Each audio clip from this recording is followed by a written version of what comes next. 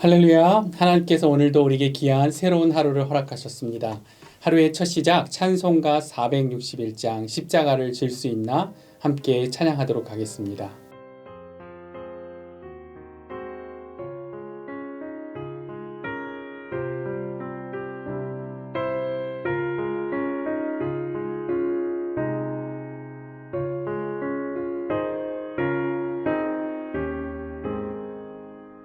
십자가를 질 수 있나 주가 물어보실 때 죽기까지 따르오리 성도 대답하였다.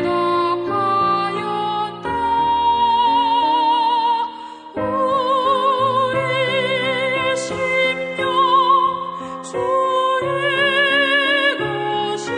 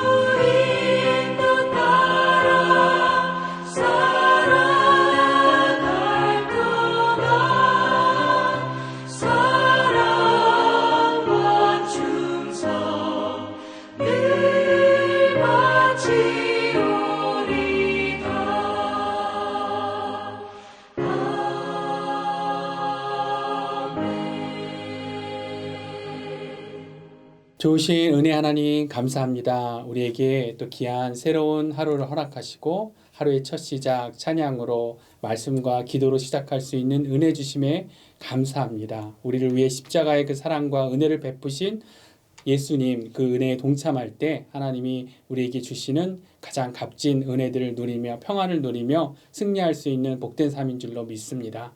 오늘 주신 말씀으로 우리 마음을 열어주시고 하나님이 주시는 힘으로 승리하는 복된 하루 될 수 있도록 우리 삶 가운데 역사하여 주시옵소서.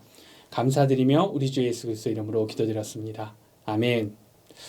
오늘 우리에게 주신 말씀 함께 같이 보도록 하겠습니다. 오늘 주신 말씀은 고린도후서 1장 1절부터 11절 말씀 함께 같이 보도록 하겠습니다. 하나님의 뜻으로 말미암아 그리스도 예수의 사도된 바울과 형제 디모데는 고린도에 있는 하나님의 교회와 또 온 아가야에 있는 모든 성도에게 하나님 우리 아버지와 주 예수 그리스도로부터 은혜와 평강이 있기를 원하노라.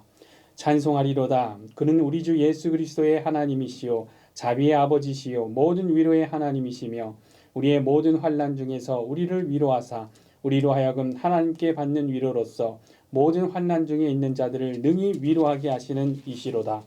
그리스도의 고난이 우리에게 넘친 것 같이 우리가 받는 위로도 그리스도로 말미암아 넘치는도다. 우리가 환난 당하는 것도 너희가 위로와 구원을 받게 하려는 것이요 우리가 위로를 받는 것도 너희가 위로를 받게 하려는 것이니 이 위로가 너희 속에 역사하여 우리가 받는 것 같은 고난을 너희도 견디게 하느니라. 너희를 위한 우리의 소망이 견고함은 너희가 고난에 참여하는 자가 된 것 같이 위로에도 그러한 줄을 알미라. 형제들아 우리가 아시아에서 당한 환난을 너희가 모르기를 원하지 아니하노니 힘에 겹도록 심한 고난을 당하여 살 소망까지 끊어지고 우리는 우리 자신이 사형 선고를 받은 줄 알았으니 이는 우리로 자기를 의지하지 말고 오직 죽은 자를 다시 살리시는 하나님만 의지하게 하심이라. 그가 이같이 큰 사망에서 우리를 건지셨고 또 건지실 것이며 이후에도 건지시기를 그에게 바라노라. 너희도 우리를 위하여 간구함으로 도우라. 이는 우리가 많은 사람의 기도로 얻은 은사로 말미암아 많은 사람이 우리를 위하여 감사하게 하려 함이라. 아멘. 오늘 우리에게 주신 하나님의 귀한 말씀입니다. 우리가 어제까지 시편, 그래서 이 시편 이전에는 고린도 전서를 생명의 삶 이 순서로 묵상했었는데 오늘부터 고린도 후서 말씀을 봅니다. 고린도서는 고린도 전서를 볼 때도 그랬지만 이 다른 서신서에 비해서 사도 바울의 감정이 많이 들어가 있는 것을 알 수 있습니다. 오늘 고린도 후서 이후에 사도 바울이 로마의 교회에 보낸 편지인 이 로마서의 내용과도 이렇게 비교해 보면 로마서는 이성적이고 이제 신학적인 내용인데 내용이 많이 있는 걸 볼 수 있는데 이 고린도 전서, 고린도 후서를 보면 사도 바울의 이 개인적인 간절한 마음이 많이 들어가 있는 것을 알 수 있습니다. 왜 그럴까 이렇게 생각해 보면 로마서도 물론 사도 바울이 성도들의 이름을 거론하기도 하고 이 로마 지역 교인들과의 친분이 있었지만 이 고린도 교회는 특별히 사도 바울 자신이 복음의 씨앗을 직접 뿌린 그런 교회이기 때문에 더욱 아마 그랬을 것입니다. 사도행전 28장에 보면 그 내용이 나오죠. 이 고린도에서 이 브리스길라, 아굴라 이런 자들을 만나 복음을 전했고 또 그렇게 복음을 전했던 자들을 고린도에서 1년 6개월을 머물면서 이 마음과 정성을 다해 가르치며 세웠던 교회가 고린도 교회였습니다. 그런데 그러한 교회에 아름다운 열매들이 맺혔으면 좋겠는데 이 고린도 전서의 그 내용이 나오지만 그 내용을 보면 이 파당, 그래서 무리짓는 그러한 죄악들이 있고 세상에도 없는 음란함이 있고 또 영적인 무질서가 있고 또 가장 심각한 문제라고 할 수 있는 사랑이 없는 것. 그래서 우리가 잘 아는 이 고린도전서 13장에서도 사랑장이라고 해서 사랑을 그토록 강조하고 그리고 이제 고린도전서 또 고린도 후서의 내용을 보면 이 사도 바울이 고린도 교회를 위해서 애타는 마음으로 달래도 보고 또 좀 강하게 훈계도 해보고 또 고린도 교회를 직접 방문한 그런 내용도 기록되어 있고 방문했다고 하고 그래서 근심으로 방문했다는 그런 표현을 사용하죠. 또 눈물로 훈계하는 편지를 써서 디도를 통해서 보내기 고린도 교회에 그 편지를 전하기도 했습니다. 그래서 고린도후서 2장 4절에 보면 이렇게 되어 있습니다. 내가 마음에 큰 눌림과 걱정이 있어 많은 눈물로 너희에게 썼노니 이는 너희로 근심하게 하려 한 것이 아니요 오직 내가 너희를 향하여 넘치는 사랑이 있음을 너희로 알게 하려 함이라. 그래서 넘치는 사랑으로 애정과 안타까움으로 고린도 교회에 그렇게 했다는 겁니다. 그리고 오늘 이 고린도 후서의 배경은 그런 눈물로 훈계한 편지를 들고 간 디도가 이제 돌아오지 않아서 사도 바울이 막 걱정도 됐었던 거죠. 혹시 고린도 교회가 자신의 마음을 알아주지 못한 게 아닌가? 내가 그렇게까지 했는데 오히려 더 관계가 나빠지게 된 것이 아닐까? 그래서 이 사도 바울이 막 그렇게 걱정도 하고 있었는데 그런데 디도가 기쁜 소식을 갖고 돌아오는 것입니다. 그 기쁜 소식은 고린도 교회가 사도 바울의 그 편지를 듣고 회개하고 돌이켰다라는 그러한 것. 그래서 그런 기쁜 마음이 오늘 이 고린도후서 뒷부분을 계속 보면 이제 7장 8절 9절에 그런 내용이 또 나오게 되는 것입니다. 그래서 7장 8절 9절 읽어드리면 그러므로 내가 편지로 너희를 근심하게 한 것을 후회하였으나 지금은 후회하지 아니함은 그 편지가 너희로 잠시만 근심하게 한 줄을 알미라. 내가 지금 기뻐함은 너희로 근심하게 한 까닭이 아니요 도리어 너희가 근심함으로 회개함에 이른 까닭이라. 너희가 하나님의 뜻대로 근심하게 된 것은 우리에게서 아무 해도 받지 않게 하려 함이라. 그래서 바울이 자신이 그토록 이 사랑하는 교회, 고린도 교회, 고린도 이 성도들, 그들이 회개하고 돌이켰다는 것에 너무나 감사하며 이 편지를 그리고 이제 다시 쓰게 된 것이 바로 오늘 이 고린도 후서인 것입니다. 그래서 오늘 이 고린도 후서 첫 시간이어서 배경을 좀 길게 이렇게 나눴는데 그래서 바울이 이 편지에 이 고린도 후서에 그런 배경 가운데 이제 편지를 쓰는데 이 편지의 시작을 어떻게 합니까? 오늘 본문이 고린도 후서 1장 첫 시작 부분이죠. 그 시작을 어떻게 하냐면 바로 자신이 경험한 이 기쁜 마음, 하나님이 주시는 위로와 소망으로 오늘 이 편지를 시작합니다. 그래서 바울의 서신서를 보면 보통 늘 반복되는 그 시작되는 그 표현이 은혜와 평강입니다. 그래서 오늘 고린도 후서의 시작도 그렇게 시작되죠.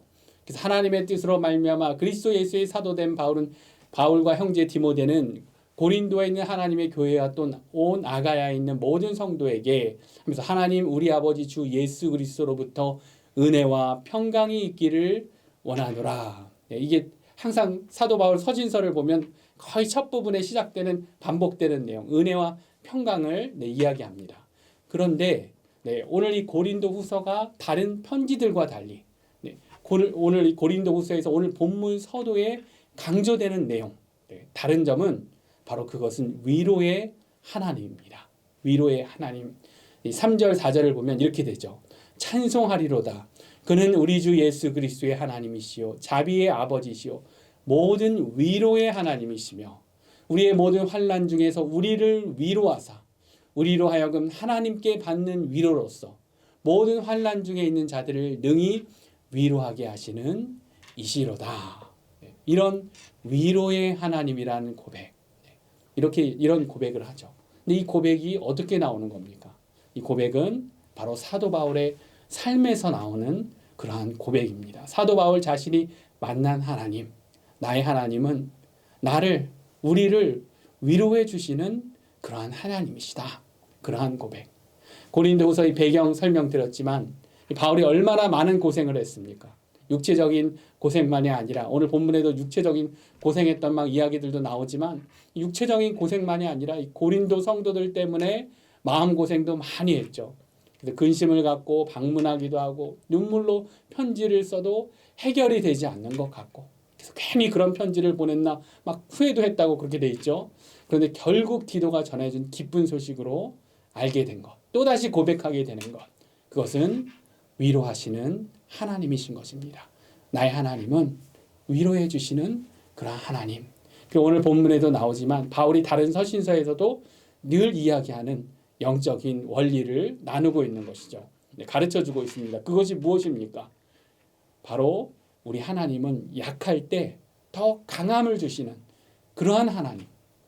고난 가운데 오히려 더 큰 위로와 소망을 주시는 하나님. 그리고 내가 받은 그런 위로와 그러한 소망을 전하게 하시는, 증거하게 하시는 하나님. 이것이 바로 오늘 말씀으로 우리가 붙잡아야 될 하나님이 주시는 첫 번째 메시지인 것입니다. 우리는 하나님의 위로와 소망을 경험하고 그러한 위로와 소망을 전하는 자들이라는 것. 우리 모두에게 필요한 위로와 소망, 그 진정한 위로와 소망을 주시는 하나님을 우리가 먼저 만나고 먼저 경험하고 그리고 그러한 위로와 소망을 증거하는 것. 그것이 바로 우리들의 사명인 것입니다. 그것이 오늘 말씀 5절부터 7절에 또 담겨 있는 그러한 내용인 것이죠. 그러한 고백입니다. 그리스도의 고난이 우리에게 넘친 것 같이 우리가 받는 위로도 그리스도로 말미암아 넘치는도다. 우리가 환난 당하는 것도 너희가 위로와 구원을 받게 하려는 것이요 우리가 위로를 받는 것도 너희가 위로를 받게 하려는 것이니 이 위로가 너희 속에서 역사하여 우리가 받는 것 같은 고난을 너희도 견디게 하느니라. 너희를 위한 우리의 소망이 견고함은 너희가 고난에 참여하는 자가 된 것 같이 위로에도 그러한 줄을 알미라. 네. 이렇게 고백하고 있죠. 위로와 소망에 관한 이러한 중요한 영적인 원리들을 가르치고 있는 것입니다. 큰 고난이 넘쳐날 때 오히려 하나님의 백성은 받는 위로도 그리스도로 말미암아 더 넘친다고 그렇게 고백합니다. 사도 바울이 그의 삶을 예수님께 드리면서 얼마나 많은 고난을 경험합니까? 사도 바울의 육체적인 고난이 있었고 오늘 본문에서도 이야기하지만 또 고린도 교회처럼 사역을 하면서 경험하게 되는 그러한 어려움들이 있었고 심한 핍박도 있었고 또 이 사도 바울은 텐트 메이커로서 장막 만드는 일을 하면서도 여러 가지 크고 작은 많은 어려움들이 있었을 것입니다.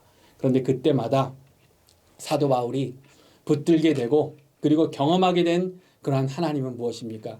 그리스도로 말미암아 넘쳐나는 하나님의 위로와 소망, 그것을 사도 바울은 늘 경험했던 것입니다.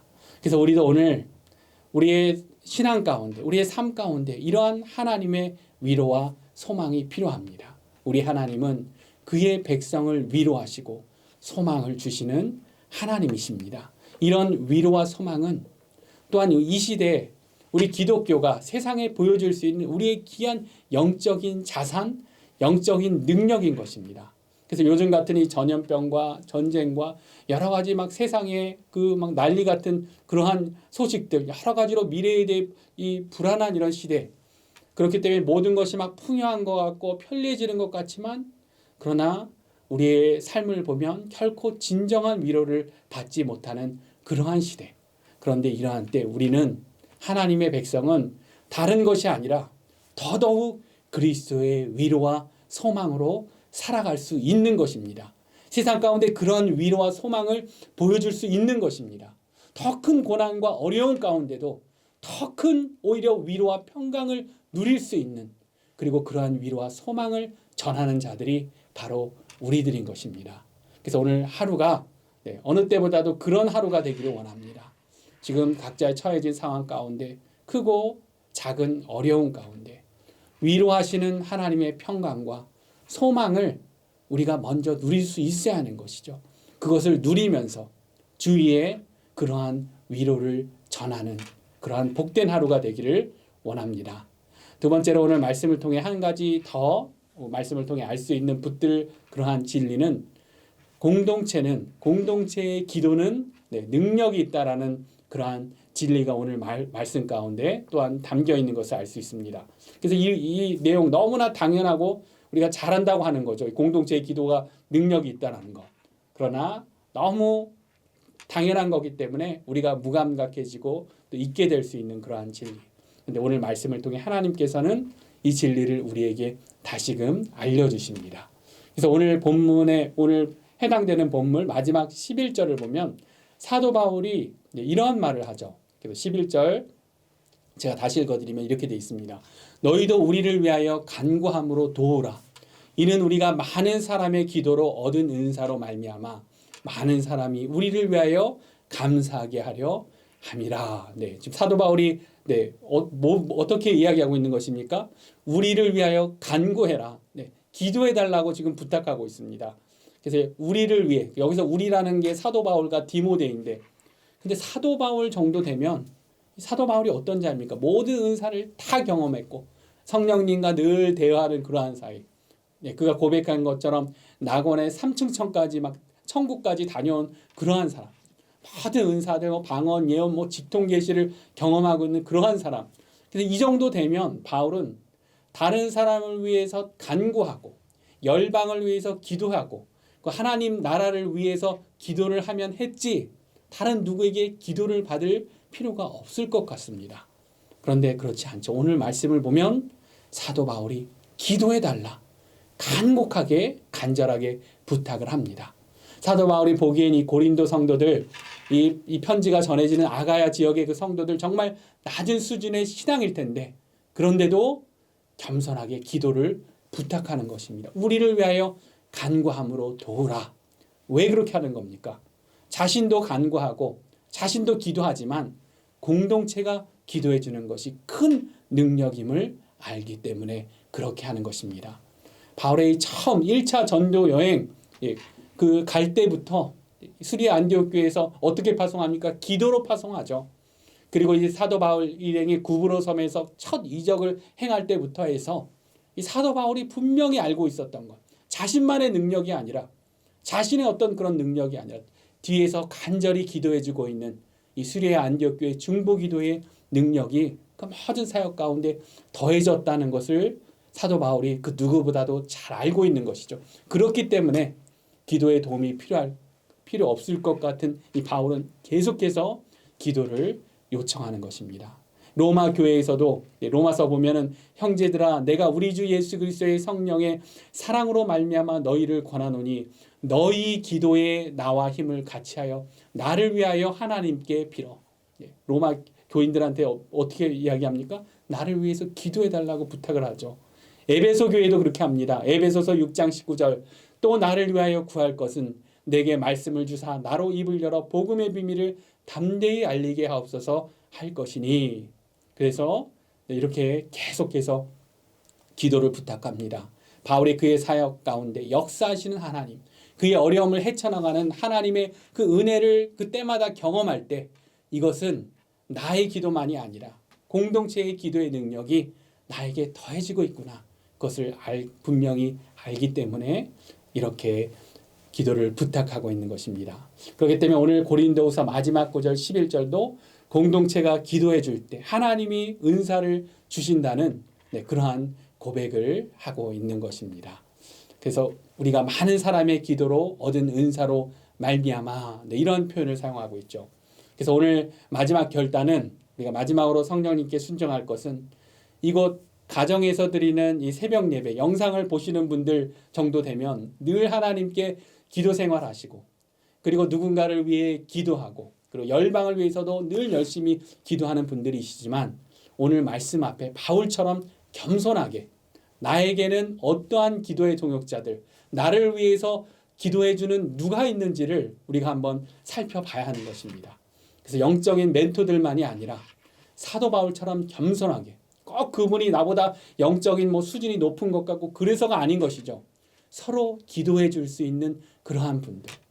그것이 우리의 가족, 배우자일 수 있고 우리 기도를 부탁할 수 있는 또 영적인 가족인 다락방 식구들. 다락방에서 나누는 기도 제목들. 늘 반복되는 것 같은 그러한 기도 제목 같을지라도 하나님은 그러한 함께하는 그런 중보 기도를 통해 응답하시고 역사하십니다. 그래서 오늘 나를 위해서 누가 기도해주고 있는가? 내가 열심히 기도하고 있는 그분들에게도 한번 기도를 부탁해 보십시오. 나를 위해 기도해주고 있는지 한번 확인해 보십시오. 그리고 부탁하십시오. 하나님께서 그의 뜻을 이루고 응답하시는 귀하게 사용하시는 방법이기 때문에 우리가 함께 기도하는 것이 중요한 것입니다. 그래서 오늘 주신 말씀으로 그렇게 위로와 평강의 하나님 그리고 또 이 기도의 동역자들로 우리의 삶 가운데서 더욱더 많은 승리를 이루시며 많은 은혜를 누리시며 하나님께 영광 돌리시는 복된 삶 되시기를 우리 주 예수님의 이름으로 축원합니다. 함께 같이 기도하도록 하겠습니다. 좋으신 은혜 하나님 너무나 감사합니다. 오늘 고린도후서의 우리 첫 시간 우리 하나님 위로하시고 소망을 주시는 하나님이셔서 너무나 감사합니다.